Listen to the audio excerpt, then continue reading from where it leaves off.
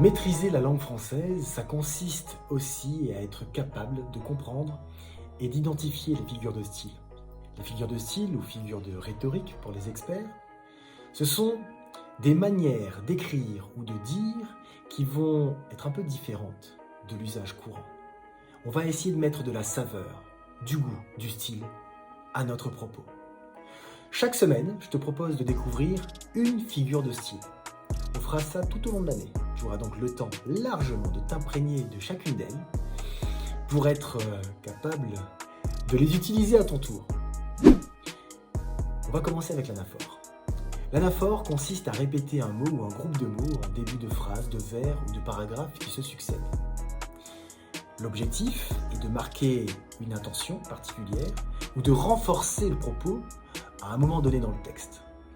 C'est un procédé très utilisé en poésie, mais il y a une anaphore qui est vraiment célèbre, que je t'invite à écouter maintenant, c'est celle du général de Gaulle en 1944, à l'hôtel de ville de Paris. Je te préviens, c'est de la bombe. Paris, Paris outragé, Paris brisé, Paris martyrisé, mais Paris libéré, libéré par lui-même, libéré par son peuple, avec le concours des armées de la France, avec l'appui et le concours de la France tout entière, c'est-à-dire de la France qui se bat, c'est-à-dire de la seule France, de la vraie France, de la France éternelle.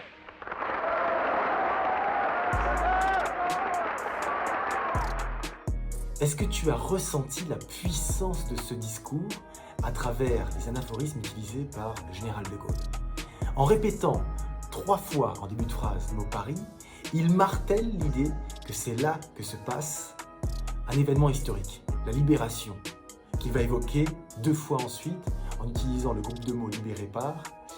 Après quoi, il va agrandir encore le champ des possibles, ou du moins son territoire d'énonciation, puisqu'il va s'adresser non plus seulement à Paris, mais à l'ensemble de ceux qui ont participé à cette libération, en employant le mot « avec le concours » 2 fois de suite. Et enfin, il va assez subtilement fédérer l'ensemble des Français autour de cette libération.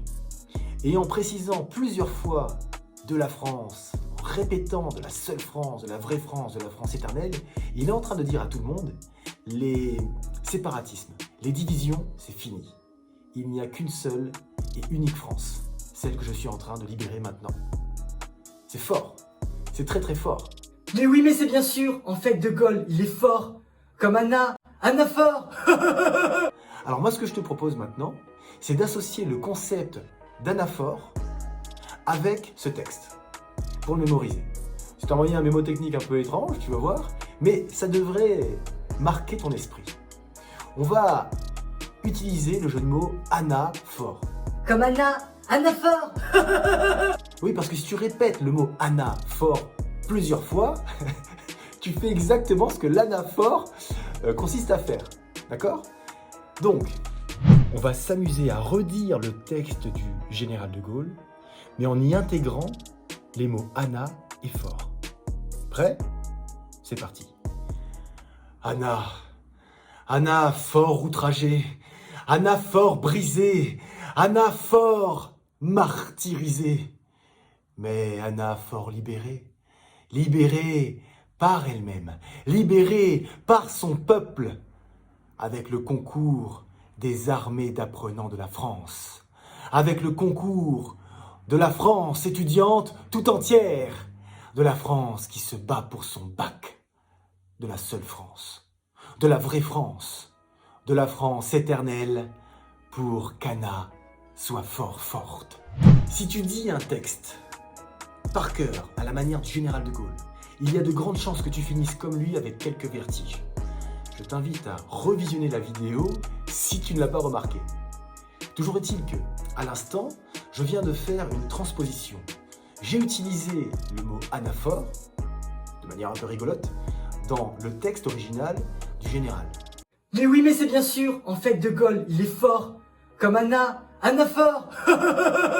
À ton tour de le lire et de mettre l'emphase où ça le fait pour toi histoire de fixer, en t'amusant, dans ton esprit, le procédé anaphorique. Des méthodes de ce type, j'en ferai tout plein. On va voir, avec 5 vidéos en tout, donc il y en a 4 encore qui arrivent, l'anaphore. Et puis, on passera à la figure de style suivante pour les autres vidéos. Donc, maintenant, si tu as compris que pour devenir un expert dans la maîtrise d'un procédé, il faut utiliser ton outil, ta machine, ton concept, tu vas devoir, dans les commentaires, mettre un texte dans lequel tu auras remplacé les anaphores avec un terme qui te convient. Tu peux y remettre anaphore si tu le souhaites, mais peu importe, peu importe. Le but du jeu, c'est que tu travailles avec ton propre cerveau, avec tes propres neurones, sur le procédé anaphorique. D'accord ? Alors c'est sûr qu'un petit pouce et un partage, ça me ferait plaisir. Mais je t'avoue que ce que je préfère, c'est quand tu commentes. Parce que quand tu commentes, eh ben tu joues avec moi. Ouais, c'est bien ça, on va jouer ensemble. On va jouer ensemble à apprendre.